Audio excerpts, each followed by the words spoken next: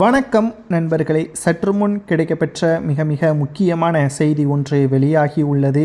கிட்டத்தட்ட 85 திமுகவின் எம்எல்ஏக்கள் தோல்வி அடைவார்கள், பதவியை ராஜினாமா செய்வார்கள் என்ற தகவல் கிடைக்கப்பெற்றுள்ளது.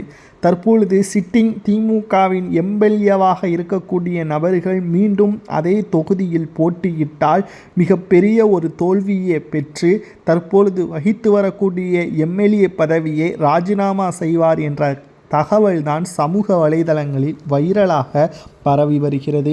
இது உண்மைதானா? என்ன காரணத்திற்காக திமுகவின் எம்எல்ஏக்கள் 85 நபர்கள் மீது கடும் கோபத்தில் தமிழக மக்கள் இருக்கிறார்கள் என்று பார்க்கும் பொழுது இதுவரைக்கும் சொன்ன வாக்குறுதிகள் 85% மேலாக நிறைவேற்றவில்லை. சொன்ன வாக்குறுதிகள் முழுமையாக நிறைவேற்றாததும், பாதுகாப்பை வழங்காததும், இளைஞர்கள், பெண்கள், முதியோர்கள் என்று பாரபட்சம் பார்க்காமல் அனைவருக்கும் பாதுகாப்பை கொடுக்க தவறியதும், தவறான வழிகட்ட வழியில் இளைஞர்கள் சென்றதற்கு திமுக தான் காரணம் என்றும் பல்வேறு சமூக வலைதளங்களில் கடந்த 4.5 ஆண்டுகளாக திமுகவின் ஆட்சியில் நடைபெற்ற குற்றங்கள், துயரங்கள் அனைத்தையும் சமூக வலைதளங்களில் வைரலாக பரப்பி வருகிறார்கள். நாம் நியாயமாக, நிதானமாக ஒரு வார்த்தை ஒன்றை திமுகவிடம் கேட்க வேண்டும்.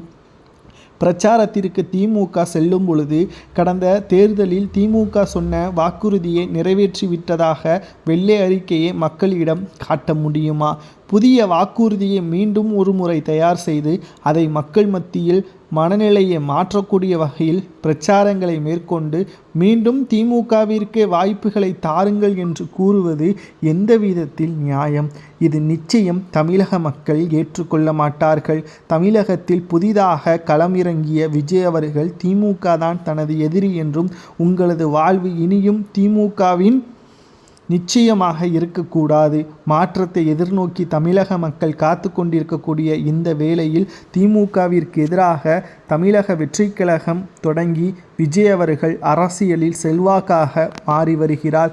அவரது கொள்கைகளும் திட்டங்களும் தேர்தல் வாக்குறுதிகளும் மக்கள் மனதில் ஆழமாக பதிந்துவிட்டால் நிச்சயம் வருகின்ற சட்டசபை தேர்தலில் திமுக படுதோல்வியடையும்.